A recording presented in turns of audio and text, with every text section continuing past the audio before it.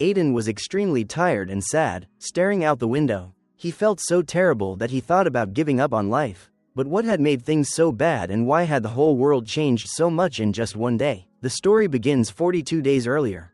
Aiden woke up, the woman he had met at the club the night before saying goodbye and leaving his house. After she left, he tried to start a new day by turning on the TV. Suddenly, a nationwide emergency broadcast appeared on the screen while alarm sirens echoed from outside.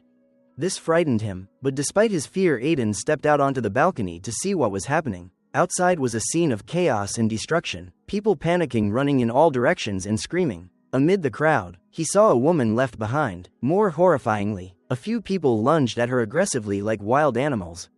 Witnessing this, Aiden was terrified, and at that moment a strange man rushed into his living room. The man introduced himself as Brandon, saying he was the neighbor from the apartment next door. In his panic, Aiden asked Brandon what was happening outside. Brandon recounted that while out for a morning run, he had encountered a group of people acting insanely, attacking others without any clear reason. He mentioned he had been bitten by one of them, so he fled into Aiden's apartment for shelter.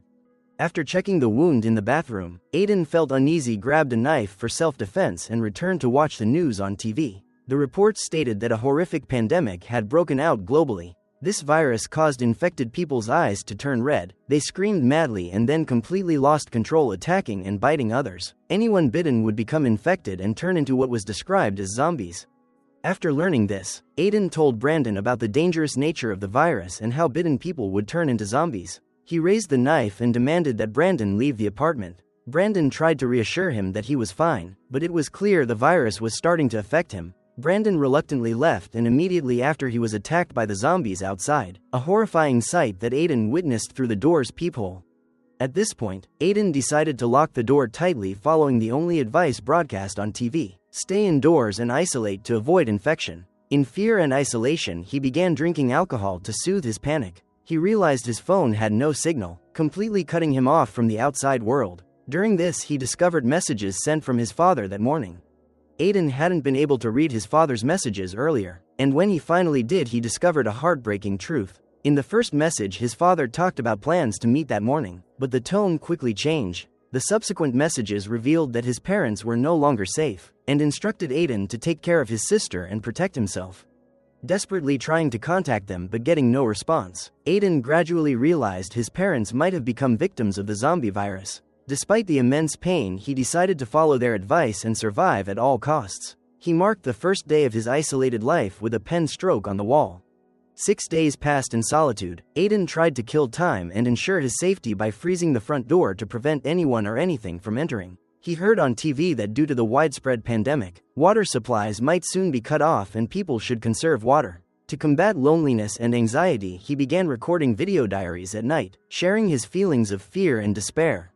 2 weeks after the crisis began, the situation hadn't improved but had worsened. Aiden realized his food supplies were running low, and he would have to go outside soon, a thought that triggered a panic attack. Things became more serious when a zombie crawled into the apartment through the bathroom vent. Aiden luckily defeated it with a baseball bat, tossed the body out and sealed the vent.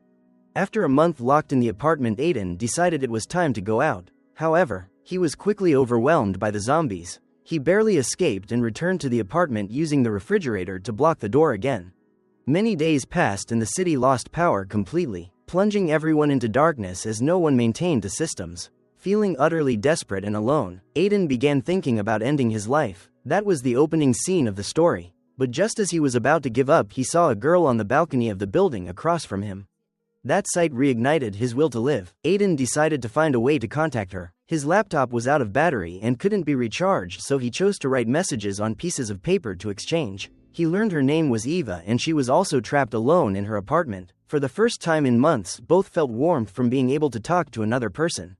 Eva revealed that she had run out of drinking water, which worried Aiden, and he promised to find a way to help her. After many days, he tried to improve his life. And when it rained, Aiden seized the opportunity to collect rainwater for drinking and bathing, as he hadn't bathed in over a month. As their communication grew closer, Aiden came up with a way to send water to Eva using a rope.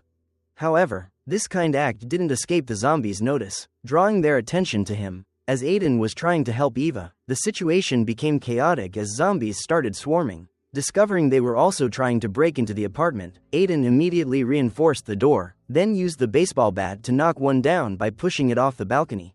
With food supplies completely depleted, Aiden remembered he still had the key to Brandon's apartment. Knowing Brandon had died on the first day of the outbreak, he hoped to find some food there. Aiden risked leaving his apartment trying to avoid the zombies and finally made it, but upon entering he saw the apartment in disarray and in the bedroom was a woman's body. In the kitchen, Aiden found only a little leftover food, but he discovered Brandon's climbing gear and realized it could be crucial for survival. While gathering items, Aiden was suddenly attacked by a zombie that broke in. He luckily escaped and returned to his apartment bringing some of Brandon's items. Among them he found 2 walkie-talkies, which excited him immensely. This could be a chance to communicate directly with Eva. Aiden risked going downstairs, dodging zombies, and threw one walkie-talkie onto Eva's balcony. The next morning, they finally talked to each other via the walkie-talkies. Hearing a real human voice after months of isolation filled both with joy and hope. In his quest for more supplies, Aiden followed the bathroom vent to another apartment. At first it seemed empty and he started collecting food, but then he noticed the front door was blocked from the inside, indicating someone was still there. Indeed, he discovered an old man named Edward hiding in the apartment. First, both confirmed they weren't infected with the zombie virus. Edward agreed to share some food and alcohol, saying that due to his age, he didn't need much. Aiden breathed a sigh of relief and felt grateful, unaware of the danger ahead. Suddenly, Edward attacked Aiden, knocking him unconscious. When he woke up, Aiden realized he was tied up, and in front of him was a woman who had turned into a zombie, Edward's wife. Edward confessed that his wife had been infected early on, and because he loved her too much he had been feeding her animal meat and even human flesh, starting with their pet dog, then others in the building. Edward prepared to sacrifice Aiden as the next meal for his wife. Despite Aiden's pleas for mercy, Edward coldly approached. But at that moment a sudden noise distracted Edward. Aiden seized the opportunity to untie himself and counterattack, pushing Edward toward his zombie wife. The scene reversed. Edward was attacked by his own wife. In the chaos, Aiden quickly grabbed some food and tools from the kitchen and left the apartment. At that time he received a distress signal from Eva. Aiden rushed back to his apartment, looked across and saw that zombies had invaded Eva's apartment. She was trapped on the balcony while the monsters approached. Determined to save her, Aiden climbed down from his building and coincidentally found a security guard's gun. He immediately used it to shoot back at the zombies surrounding Eva. However, the gunfire attracted more zombies, making the situation extremely dangerous. Aiden fought desperately, breaking through the horde and finally climbed onto Eva's balcony. With zombies chasing closely, Aiden quickly jumped to the balcony below, nearly losing balance and falling. He swiftly cut the climbing rope he had used to reach Eva, preventing the zombies from following. Looking up, he signaled for Eva to do the same, his voice hoarse from stress. "Jump down, I'll catch you."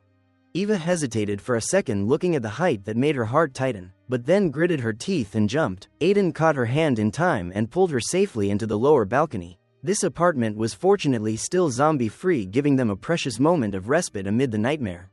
For the first time since the outbreak began, Aiden and Eva faced each other, not through walkie-talkies or paper notes but in the flesh. In the dim light from the hallway they saw the exhaustion etched on each other's faces, but in their eyes there was still a spark of life. "Did you really come to save me?" Eva said. Aiden just nodded slightly, trying to smile despite his labored breathing. But they couldn't stop. The growls and shuffling footsteps grew closer, echoing from the stairs and surrounding hallways. Aiden said, "We have to get back to my apartment. There's still food and water there. This place isn't safe anymore." Eva nodded and the two began running through the dark hallway, where the flickering lights of the failing electrical system made their shadows dance on the walls. On the way, zombies poured out from every direction from abandoned apartments. Aiden swung the baseball bat hard at one, lunging toward them. Eva threw chairs and objects to block the path. In a critical moment, a zombie burst from a back door and Aiden couldn't react in time. Eva rushed forward, pushing him aside so the monster's bite missed. She grabbed a knife from the floor and stabbed it hard into its head. Both fell to the floor gasping, but got up and kept running. Finally, after a deadly chase, they made it back to Aiden's building. The two slammed the door shut, blocked it with the refrigerator, then collapsed onto the floor covered in blood. Aiden looked down at his body, seeing blood everywhere on his skin, and fear overwhelmed him. He thought he had been bitten. He whispered hoarsely, eyes fixed on the bloodstain on his arm, his face pale with despair. He slowly walked toward the balcony, his mind filled with one thought: if I turn into one of them, I'll kill her. Eva rushed over and grabbed his hand tightly. Tears streamed down as she said, "You risked your life to save me. If you jump, I'll be alone again. Please don't leave me." Aiden stood silent for a long time on the edge between despair and hope. He slowly removed his clothes, trembling as he examined every bloodstain on his body. Then miraculously he realized there were no bites at all. It was all just zombie blood from those he had killed while protecting Eva. Aiden burst into laughter, a hoarse laugh full of relief. Eva burst into tears and hugged him tightly. The two sat leaning against the wall in the dark but quiet apartment, listening to the patter of rain outside the window. They locked the door tightly, blocking all exits, and shared the last half bottle of water. In that rare moment of peaceful breathing, Aiden held Eva's hand and whispered, "We're still alive, and as long as we're alive there's still hope." Eva looked up with a weak but genuine smile. Outside the world was still plunged in darkness, but inside the small apartment, there were still two people and a tiny spark of survival. The story ends there, amid ruin and horror, but also amid humanity and hope.